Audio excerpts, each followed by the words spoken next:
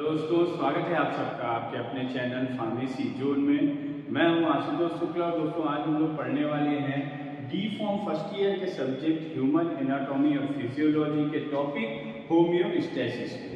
आज की इस वीडियो में हम लोग देखेंगे कि होम्योस्टैसिस क्या होता है, इसमें क्या करते हैं, ये क्या है और कितने टाइप्स के वर्क करता है, इसके मैकेनिज्म कैसे हैं, क्या क्या कंपोनेंट्स हैं, इसके बारे में आज हम लोग देखेंगे। तो आइए शुरू करते हैं आज का अपना टॉपिक होम्योस्टैसिस। दोस्तों, ये जो होम्योस्टैसिस है, इस होम्योस्टैसिस वर्ड की अगर हम जनरल सिंपल मीनिंग पे जाएं तो होम्योस्टैसिस का मतलब होता है समस्थिति या इसको हम बायोलॉजिकल स्टेबल कंडीशन भी कहते हैं। बायोलॉजिकल स्टेबल कंडीशन या इसे कहा जाता है बायोलॉजिकल स्टेबिलिटी। तो अब पहले हम इस टर्म को समझते हैं तो ये ज़्यादा क्लियर हो जाएगा कि होम्योस्टैसिस होता क्या है। जैसे आप यहाँ पे देखेंगे तो इस टर्म में दो वर्ड आपको देखने को मिल रहे हैं। पहला है homeo and second one is stasis. तो होम्यो मीन्स होता है सेम एंड स्टैसिस मीन्स होता है स्टैंडिंग और कंडीशन या स्टेट हम कह सकते हैं। तो इस टर्म का अगर इस टर्म की जनरल मीनिंग को समझे तो होम्योस्टैसिस मतलब होता है सेम कंडीशन, सेम स्टेट या जिसे कहते हैं सम स्थिति। और चूंकि हम जो सब्जेक्ट पढ़ रहे हैं, सब्जेक्ट है हमारा ह्यूमन एनाटॉमी एंड फिजियोलॉजी, तो मीन्स कि यहाँ पे हम ह्यूमन की बात कर रहे हैं। तो यहाँ पे जो हम सिमिलर कंडीशन या सिमिलर स्टेट की बात कर रहे हैं वो बायोलॉजिकली उसको रेफरेंस में लेके चलेंगे। तो जहाँ पे भी होम्योस्टैसिस की बात की जाएगी मीन्स होम्योस्टैटिक मीन्स कि हम बायोलॉजिकल स्टेबिलिटी की बात करेंगे। बायोलॉजिकल स्टेबिलिटी का मतलब ये है कि हमारे जो शरीर के जो ह्यूमन बॉडी के डिफरेंट कंडीशंस हैं वो सेम रहे। जैसे कि आपका बॉडी टेम्परेचर हो गया, आप सबको पता है जो हमारा बॉडी टेम्परेचर होता है, नॉर्मल बॉडी टेम्परेचर कितना होता है 36.8 डिग्री सेल्सियस या इसे हम 37 डिग्री सेल्सियस भी कहते हैं। ये हमारी बॉडी का नॉर्मल टेम्परेचर है। अब अगर बॉडी टेम्परेचर राइज करता है, बॉडी टेम्परेचर इंक्रीज होता है तो हम इसे क्या कहते हैं फीवर। और वहीं पे बॉडी टेम्परेचर अगर डिक्रीज होता है तो हमारी बॉडी कोल्ड होने लगती है, ठंडी पड़ने लगती है। और आप सबको पता होगा कि अगर बॉडी टेम्परेचर हमारा 25 डिग्री सेंटीग्रेड या उससे कम काफी दिनों के लिए बना रहता है तो that situation will be harmful for us. Even वो सिचुएशन डेथ भी कॉज कर सकती है। और वहीं पे अगर बॉडी टेम्परेचर बढ़ रहा है, फीवर हो रहा है, वो भी हमारे लिए डिजीज कंडीशन है, वहां पे भी बॉडी हमारी अनकंफर्टेबल जोन में चली जाती है। तो ये बॉडी का जो टेम्परेचर है या बॉडी का और भी बहुत सारी चीजें हैं जिनके बारे में भी हम बाद में बात करेंगे। तो यहाँ पे बट हम एग्जांपल लेते हैं बॉडी टेम्परेचर का।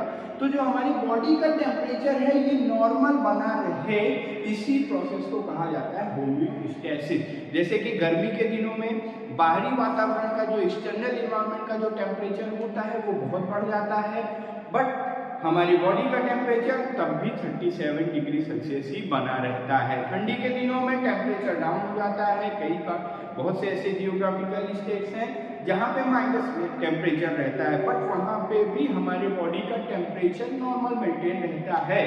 तो यही जो एक्सटर्नल एनवायरनमेंट में चेंजेस होने के बावजूद भी जो हमारी बॉडी का इंटरनल एनवायरनमेंट है ये सेम बना रहे, ये नॉर्मल रहे, एज इट इज जो इसका डिफाइंड नॉर्मल स्टेट है वही मेंटेन रहे, इसी प्रोसेस को कहा जाता है होम्योस्टैसिस।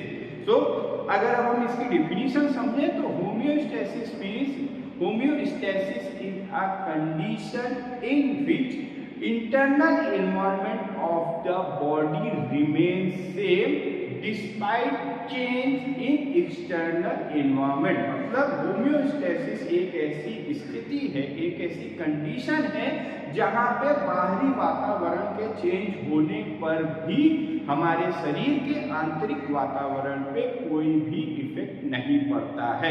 इसका और भी एग्जाम्पल है, जैसे हम ब्लड प्रेशर ले लें तो आप सबको पता है ब्लड प्रेशर, जो नॉर्मल बॉडी ब्लड प्रेशर होता है वो कितना होता है 120 से 80 mmHg।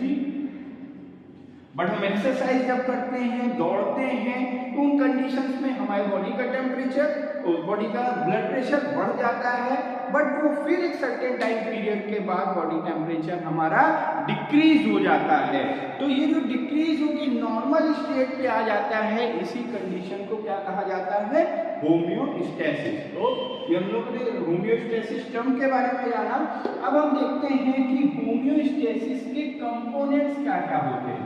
कंपोनेंट का मतलब क्या होता है कि होम्योस्टेसिस जो ये हमारी प्रोसेस है, यहाँ पे तो हमने ये समझ लिया कि होम्योस्टेसिस में हमारे शरीर के वातावरण को सामान्य रखा जाता है। तो वो कैसे काम करता है, तो जो कंपोनेंट्स होते हैं होम्योस्टेसिस के कंपोनेंट्स, या ये जो रेगुलेशन सिस्टम भी इसे हम कह सकते हैं, होम्योस्टेसिस रेगुलेशन सिस्टम, ये एक तरीके का, इसे रेगुलेशन सिस्टम कहते हैं, कंपोनेंट्स ऑफ होम्योस्टेसिस कह लें, या इसे हम कह रहे हैं कंट्रोल सिस्टम ऑफ होम्योस्टेसिस। ये किसी भी नाम से हम इसको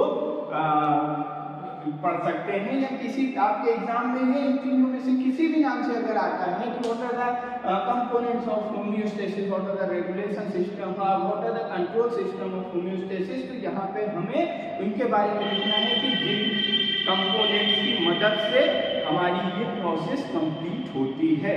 तो होम्योस्टेसिस में मेन 3 सिस्टम होते हैं। सबसे पहला होता है आपका डिटेक्टर,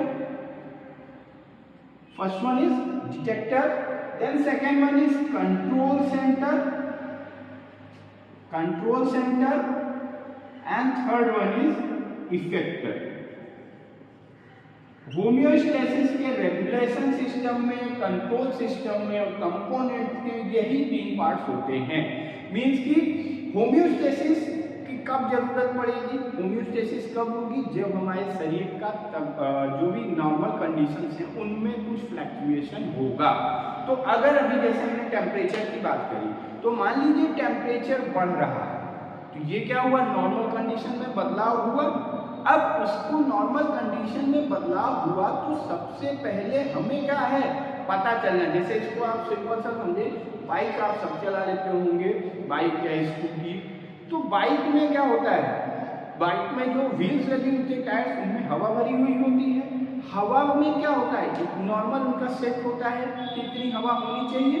अब अगर टायर में हवा कम हुई या ज्यादा हुई, दोनों ही कंडीशन क्या है, टायर के लिए नुकसानदायी है।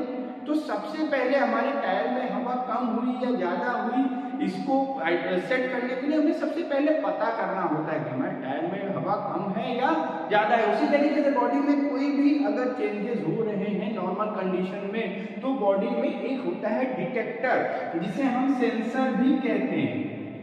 सेंसर, ये सेंसर्स होते हैं रिसेप्टर्स, हमारे बॉडी में नर्व एंडिंग्स होती हैं, रिसेप्टर्स होते हैं जो किसी भी कंडीशंस को पता कर लेते हैं। जैसे कि टेम्परेचर को पता करने के लिए यहाँ पे होते हैं थर्मोरिसेप्टर्स।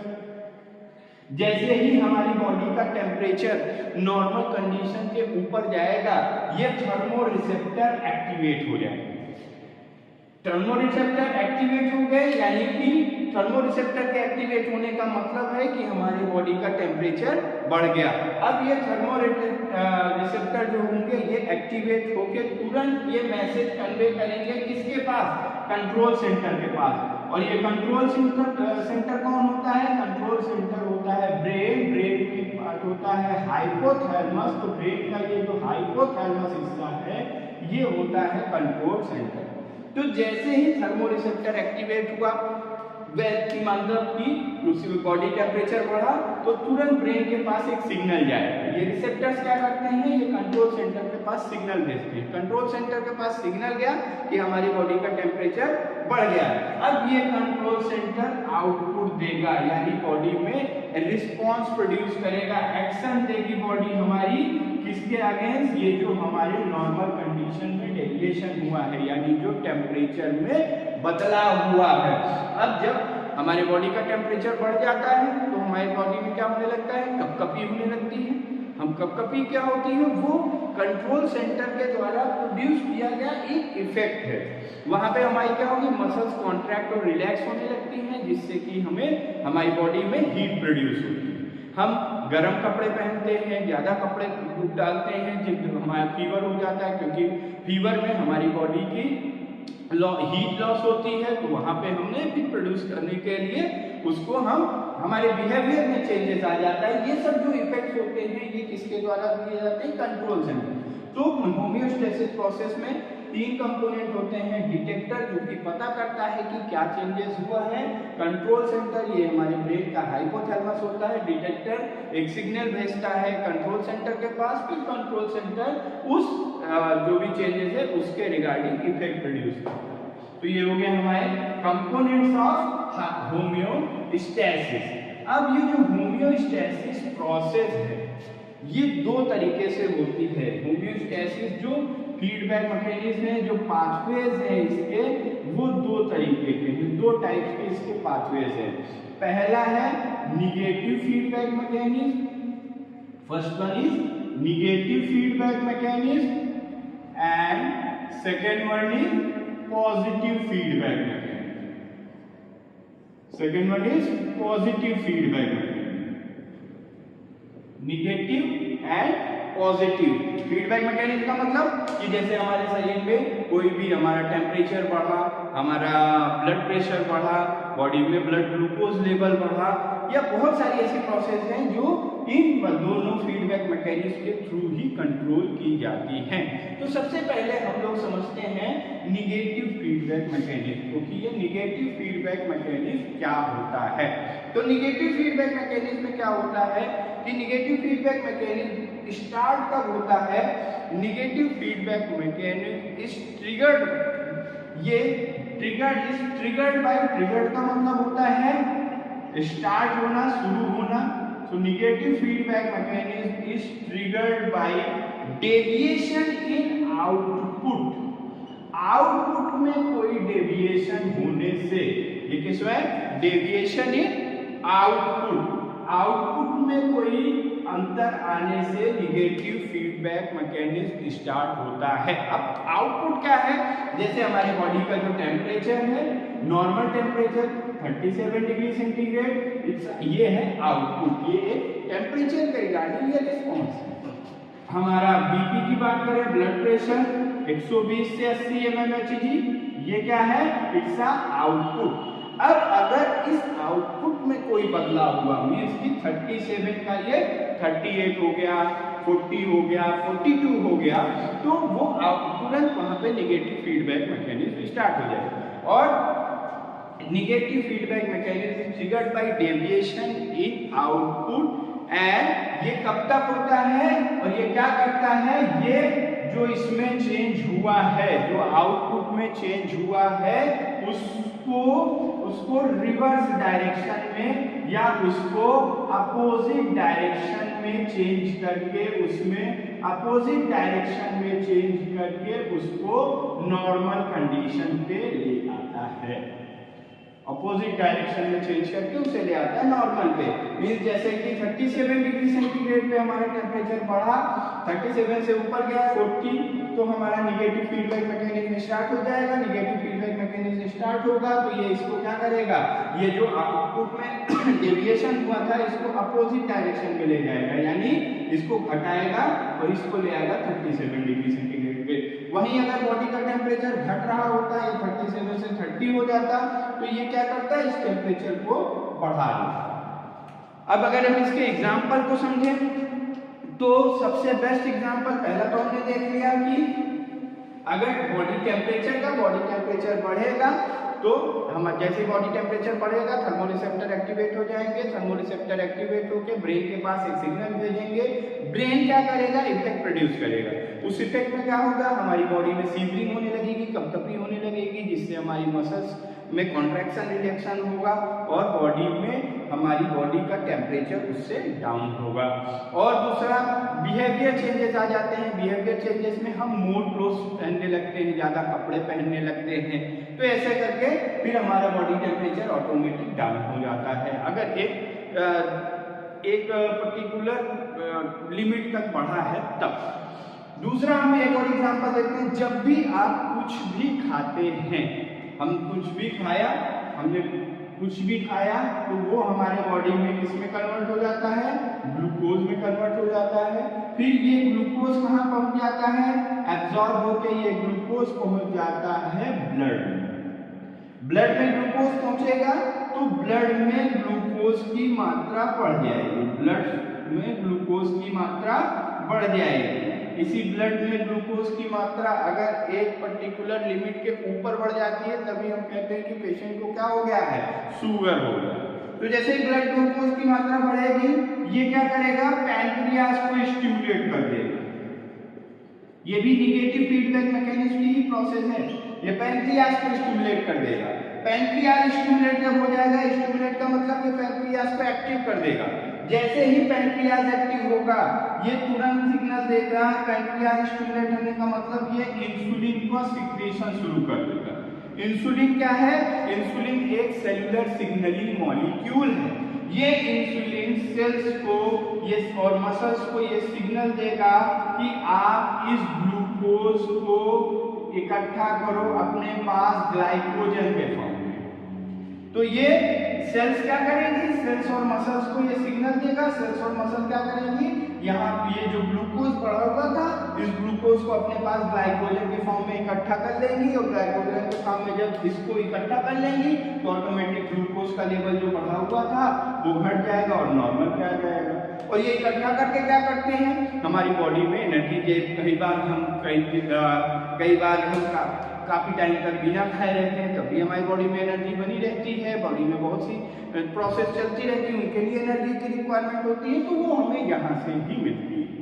तो ये हो गया हमारा क्या, निगेटिव फीडबैक मैकेनिज्म। अब हम सेकंड फीडबैक मैकेनिज्म के बारे में समझ लेते हैं, जो कि है positive feedback mechanism. Positive feedback mechanism, negative feedback और पॉजिटिव फीडबैक में ये अंतर है कि निगेटिव फीडबैक मैकेनिज्म जो था ये आउटपुट में कोई डेविएशन होने से शुरू होता था, बट यहाँ पे जो हमारा पॉजिटिव फीडबैक मैकेनिज्म है इसमें एक होता है स्टिमुलस। स्टिमुलस मतलब कि जिस किसी भी कंडीशन की वजह से कोई प्रोसेस शुरू होगी तो ये स्टिमुलस उसमें डेविएशन करते जाएंगे और ये तब तक होगा जब तक ये स्टिमुलस एक्टिव रहेगा। जैसे कि इसका सबसे बढ़िया एग्जांपल है फ्रूट राइपनिंग, फलों का पकना। दूसरा और इसका बढ़िया एग्जांपल है चाइल्ड बर्थ, जो बच्चे का जन्म होता है, और इस ब्लड क्लॉटिंग। ये इसके 3 मेन इंपॉर्टेंट एग्जांपल हैं। फलों का पकना वो फ्रूट पॉजिटिव फीडबैक मैकेनिज्म के थ्रू होता है, child birth positive feedback mechanism के थ्रू होता है, ब्लड क्लॉटिंग भी पॉजिटिव फीडबैक मैकेनिज्म के थ्रू होता है। अब हम समझते हैं कैसे। मान लीजिए कोई एप्पल का पेड़ है, ठीक, एप्पल ट्री। अगर एक एप्पल मैच्योर होके वो पकने की कंडीशन में आता है तो यहाँ पे जैसे ये पकने की कंडीशन में आएगा, इसमें इथाइलिन प्रोड्यूस होने लगेगा। इथाइलिन प्रोड्यूस होने लगेगा। अब ये इथाइलिन क्या करता है, ये दूसरे एप्पल, उस पेड़ में लगे हुए दूसरे एप्पल को भी सिग्नल देगा, नाइबर एप्पल को भी, कि आप क्या करना, आप भी पकना शुरू करो। अब ये एप्पल पकना शुरू होगा, इसमें भी इथाइलिन प्रोड्यूस होगा और ये भी दूसरे को देगा। इस तरीके से ये इथाइलिन की प्रोसेस, इथाइलिन प्रोडक्शन की प्रोसेस तब तक चलती रहती है जब तक उस पेड़ के लगभग सभी एप्पल्स पकना जाए। तो fruit ripening is example of positive feedback mechanism. और दूसरा हम देख लेते हैं चाइल्ड बर्थ। चाइल्ड बर्थ में क्या होता है, ये हमारा मान लीजिए यूटेरस, और इस यूटेरस में होता है बेबी, फीटस होता है। जब चाइल्ड बर्थ का समय आता है तो उस समय यहाँ पे क्या होता है, यूटेरस में कॉन्ट्रैक्शन होता है ताकि जो बेबी है वो मूव करके किधर, सर्विक्स की तरफ पहुंच जाए। तो जब यहाँ पे कॉन्ट्रैक्शन होता है जैसे ही ड्यूरिंग लेबर यूटेरस में कॉन्ट्रैक्शन शुरू होगा तो यहाँ पे ऑक्सीटोसिन का रिलीज होने लगेगा और ये ऑक्सीटोसिन तब तक रिलीज होगा जब तक ये कॉन्ट्रैक्शन होता रहेगा। कॉन्ट्रैक्शन तब तक होगा जब तक कि बर्थ नहीं हो जाती है, यानी बेबी बॉर्न नहीं हो जाता है। तो ये था हमारा पॉजिटिव फीडबैक रिलीज, इसके कुछ एग्जांपल। तो आज हम लोगों ने देखा होमियोस्टेसिस प्रोसेस के बारे में, क्या होती है होमियोस्टेसिस, क्या इसके कंपोनेंट्स हैं and what are the feedback mechanism of homeostasis. I hope कि आपको ये टॉपिक समझ में आया होगा। इस टॉपिक से रिलेटेड कोई भी क्वेरी हो तो कमेंट बॉक्स में ड्रॉप कर सकते हैं एंड टॉपिक के पीडीएफ नोट्स को आप टेलीग्राम चैनल में दिए डिस्क्रिप्शन बॉक्स में टेलीग्राम चैनल का लिंक मिल जाएगा, वहां से आप इस टॉपिक के पीडीएफ नोट्स को भी डाउनलोड कर सकते हैं। Thank you very much.